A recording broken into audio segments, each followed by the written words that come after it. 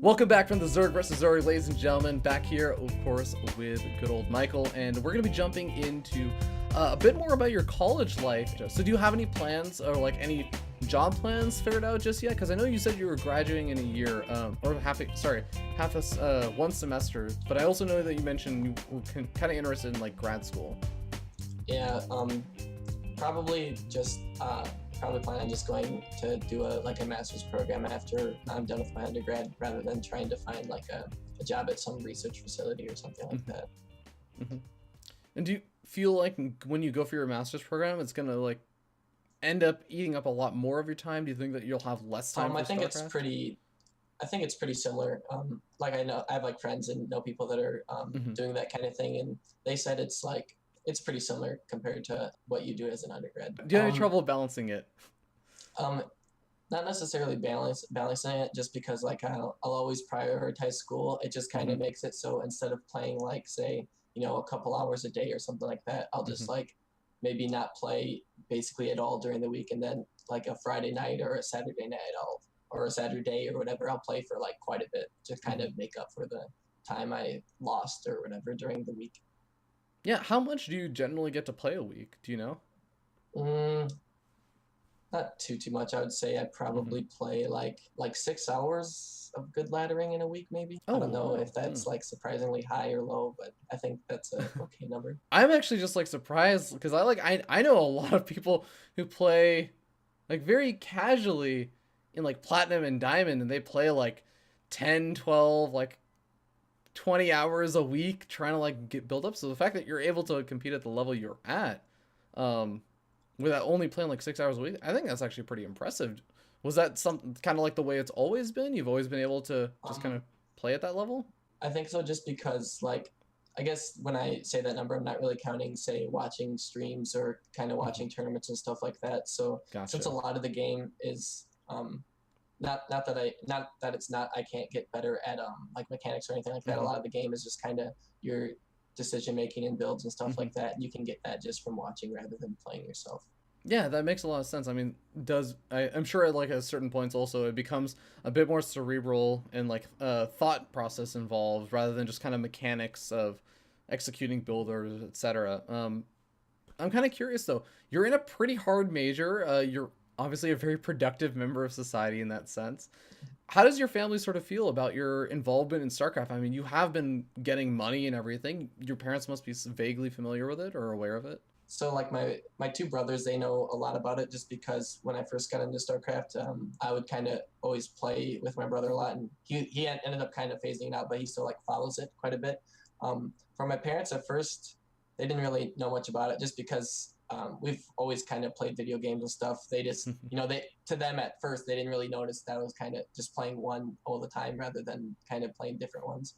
Um, Eventually it got to the point where they kind of like knew about it, and then they're like kind of wondering like, is this going to be a problem or something, just because it was kind of interesting to them that I chose to just stick on the one game even after like, kind of my brother moved on and stuff. Mm-hmm. But after I started like going to tournaments and kind of um, got like once I got grandmaster and I could explain to them like I'm in the top 200 who play in North America, they like started to think it was cool and are definitely supportive, but they don't really know much of what's going on. That's for sure. Huh, that's interesting. And also, kind of something else that you brought up was the fact that you had your like siblings and everything that were going on and playing other games. What made you kind of stick around with StarCraft? Because I know you said it's kind of like it's your competitive Mm, outlet, but yeah. no other games really offered that. Um, Not really, just because by the time I was kind of deep into StarCraft, all the other popular games were like mainly like team games and like League or Dota or something like that. And I don't know, I just didn't like the thought of relying on someone else to help me win. I just like doing it myself. Well, that's totally fair, man. I know that it's kind of a matter of opinion on like or preference on what people sort of prefer in that regard. But one kind of question I did have, since you are again up and coming in the scene, is what kind of challenges have you faced trying to make a name for yourself in the scene? I guess just kind of the I guess lack of availability for you to kind of make a name for yourself, because it seems like Mm-hmm. basically the only thing that matters really now is WCS. Like you used to like have more MLGs and stuff, and you could try to make your name for that, but at the same time that still kind of had the boundary of kind of, I guess, money to be able to travel to all the events and, pay for your flight and hotel if you're some nobody who's not going to get that stuff paid for. Yeah, so how do you feel about like online tournaments and that kind of stuff? Do you feel like that doesn't really have quite as much as an impact or any impact at all then? It has some impact, I think, but it's like hard to, at least for me, since my schedule's busy, it's hard to be consistent with your participation for sure. And Hmm. until like I would say, you win a bunch in a row or something like that, are people really going to notice like, oh, this guy's been doing really well online or Hmm. something like that? With that being said, let's go ahead and move on to your Zerg versus Terran because I want to hear a bit more about how you feel about this matchup because I know you have said that you do like that kind of macro oriented playstyle in ZVZ Yeah. at least. Do you feel like it carries over to ZVT? Yeah, ZVT is definitely like the most mechanical matchup of I think any matchup in the game for both sides. So you basically have no choice but to kind of play macro for ZVT mainly. I think the difference in ZVT compared to I guess my other matchups is I open up a little more aggressive than I think most people do, or but it's still pretty popular. I usually like to open up with like a two base muta style rather than going a quick three base, just Hmm. because it kind of for me, I feel like it eliminates the variance of all like the kind of hellbat builds and something like that it can be hard to scout for if you're say your overlord doesn't see what you want to see. So I kind of use that style just to kind of get meters out in time to deal with anything that might be like aggressive or all in from the Terran, Hmm. and then just kind of play it out as a macro game player. Do you feel like that puts you behind, especially against the 3CC style? Um, Not really, just because you can also scout 3CC in time. Like, if Hmm. they're going 3CC, it usually means that they open up with either Command Center first or 2 Reaper, in which case it's like a lot easier for you to scout that they're making the 3rd Command Center. Whereas if they're doing a build where they go like 1 Reaper into Reactor Marine and they do some type of either Hellbat or Banshee or stuff like that, they Hmm. have 4 Marines out and you can't really scout. So um, it's usually pretty easy to distinguish between a 3CC build or something that's has a little more tech, and then you can either take it faster yourself or just play less defensively or more greedy with your 2 base meta. I see. If you had to identify one strength and one weakness in the matchup, what would those two things be? I think the my strength is kind of again like my game plan and decision making. I know where I want to go with the game and how it should be playing out, so I kind of know my position at all times. For my weakness, I would say I guess it'd be my mechanics. I have pretty good like APM and mechanics overall, but it's still like kind of the limiting factor on what could maybe push my ZVT farther just through the amount of injects and creep spreading and all the stuff you have to do in this matchup more than the others. Hmm. All right, cool. Well, I'm looking forward to seeing your ZVT. Guys, don't go anywhere. We will be right back.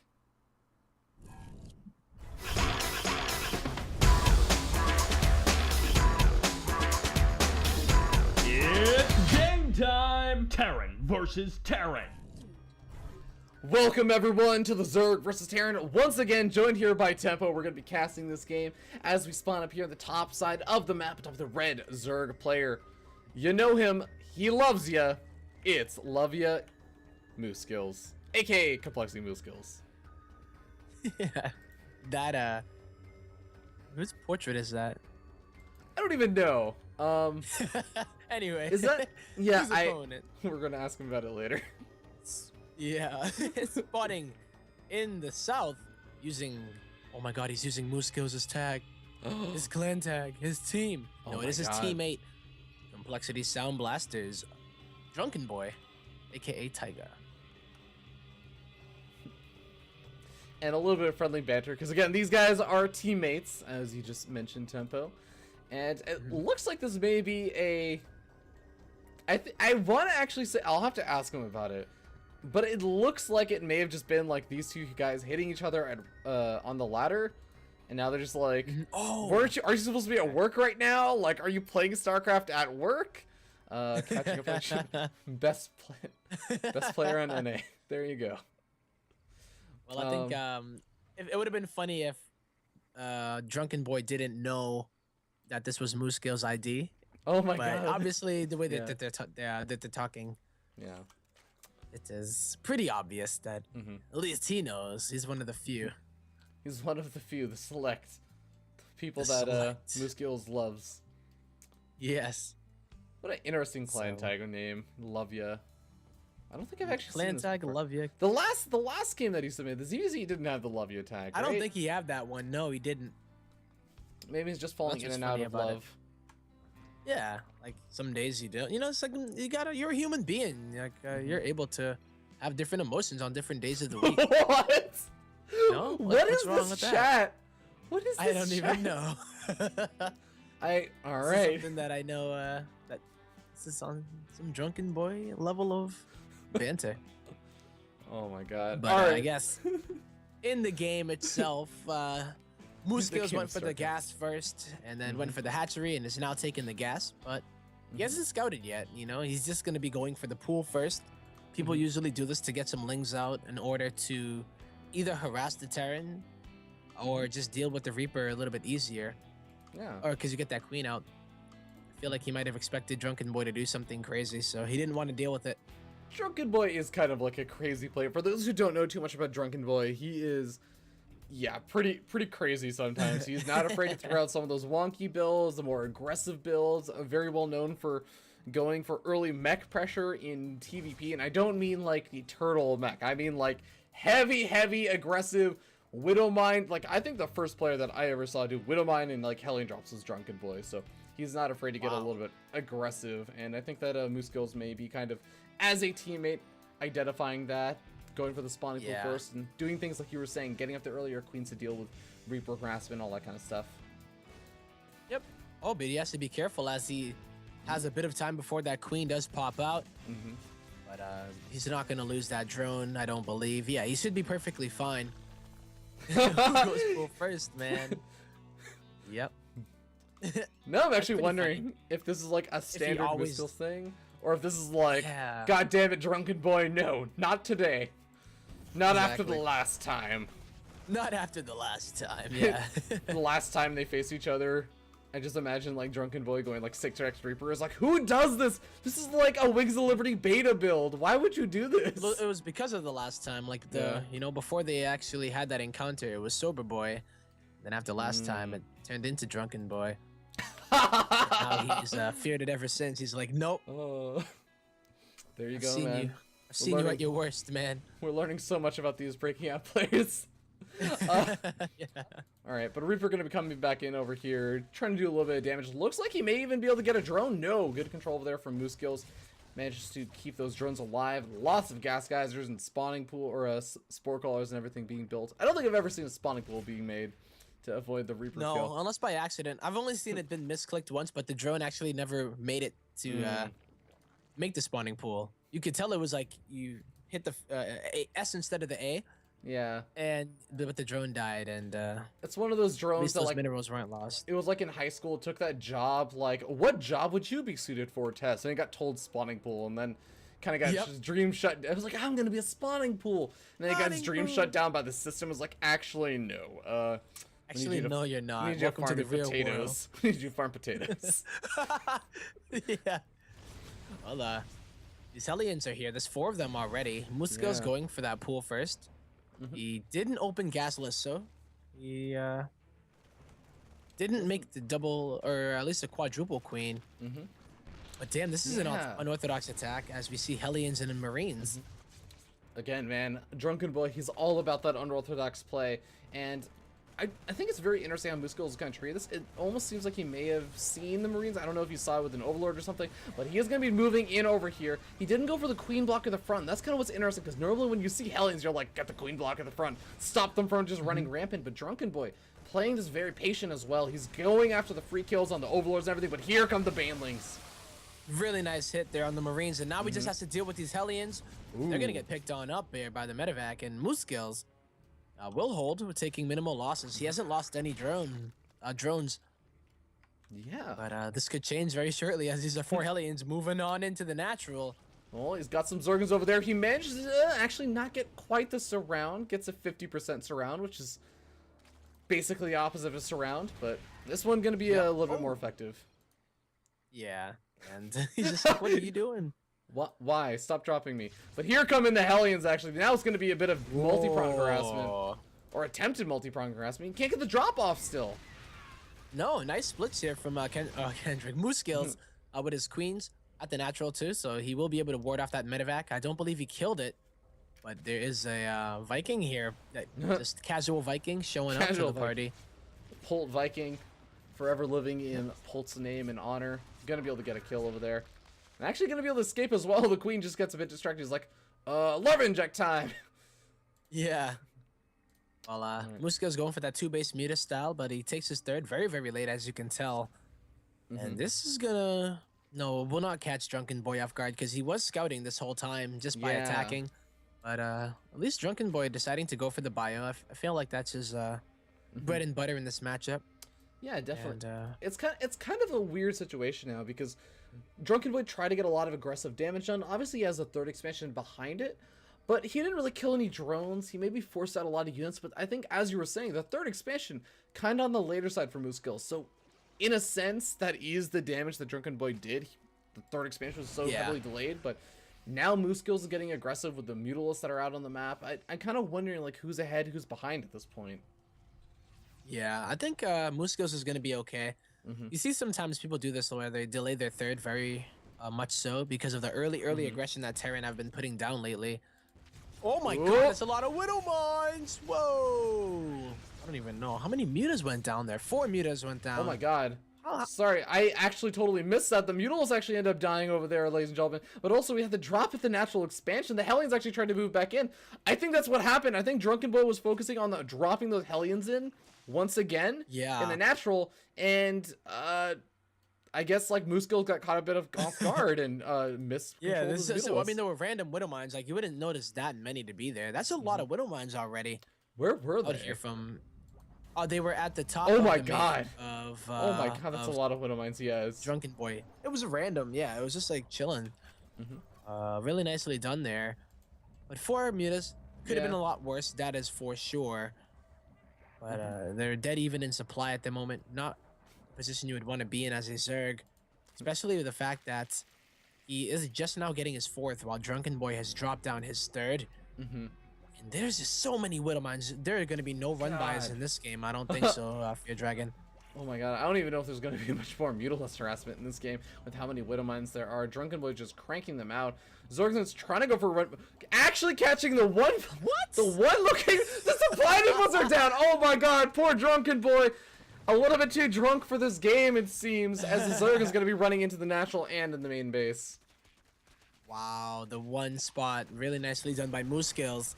And he is buying himself some time in order to get his 4th up, taking it at the gold quite boldly.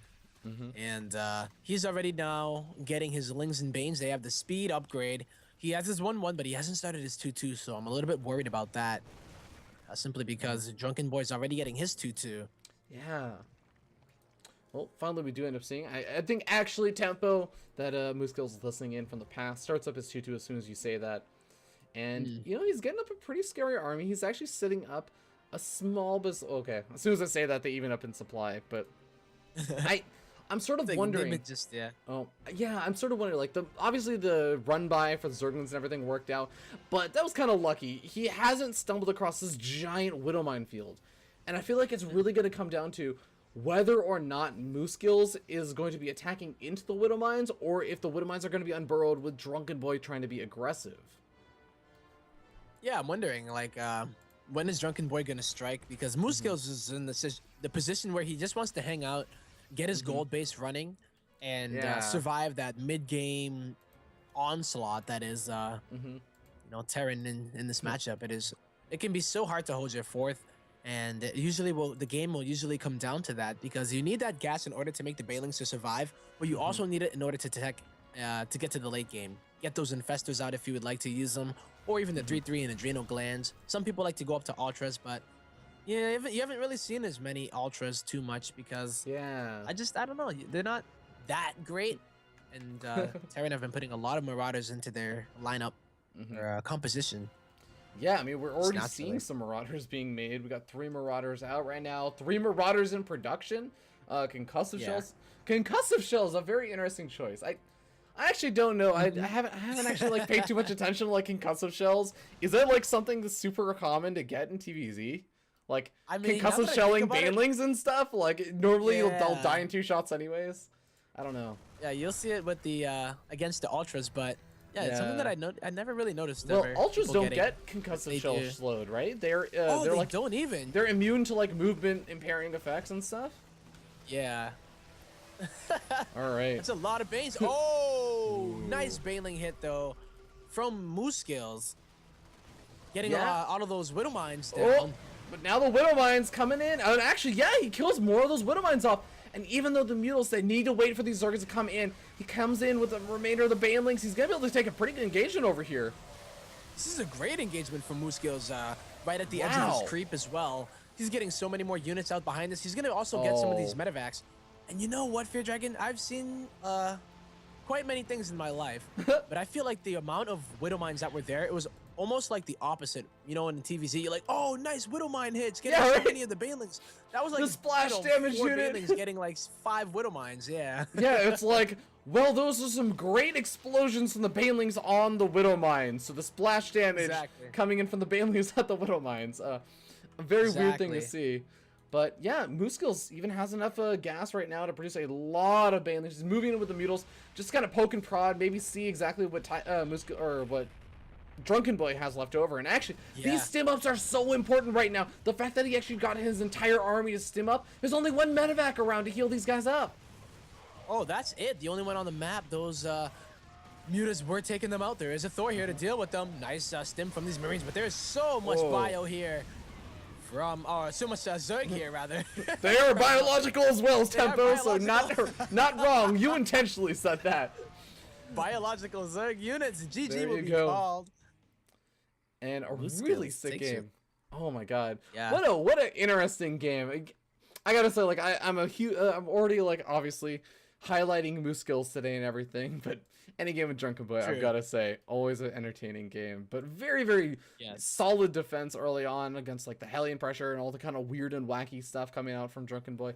Moosegills was able to defend against a lot of it very, very well, and just kind of show us once again that kind of macro style that he was talking about during the interview, really showing that he's quite capable of powering up and getting to that late game stage. Yeah, indeed. All right, but guys, with that being said, we're gonna go listen to Moosegills rave on about how awesome this game was. Don't go anywhere. We will be right back.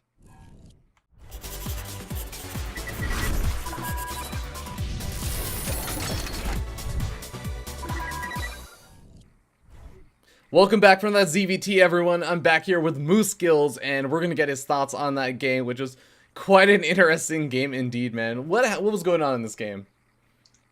So this game, how it started out is he did a one Reaper into reactor marine opener. So what that means is from the Zerg point of view, you can't really scout just because since he's making 4 Marines, he can kind of position them where if he wants to high tech, he can.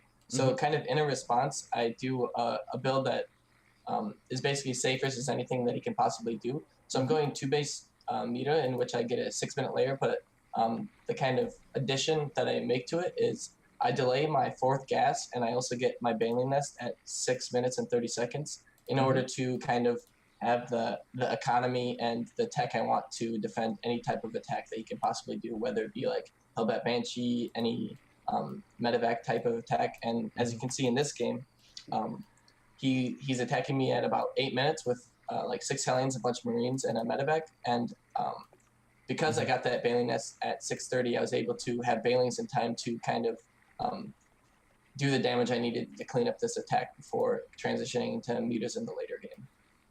Yeah, makes sense. Okay, so once I defended that attack and my mutas got out, because he did a build that doesn't really kind of get his production up in a very quick way, he had to stay defensive for a really long time. So basically what happens after the attack and I get the mutas out is I have so much map control that by the time he's able to land his 3rd base, finally kind of get the SimCity and stuff he wants up around his 3rd base and finally move out, I basically have creep spread all the way across half of the map, and then any kind of aggression from then on isn't really effective just because he has to be attacking on creep. All right, cool. Well, thank you very much, Moosegills. We're going to be going back to the interview segment. Don't go anywhere.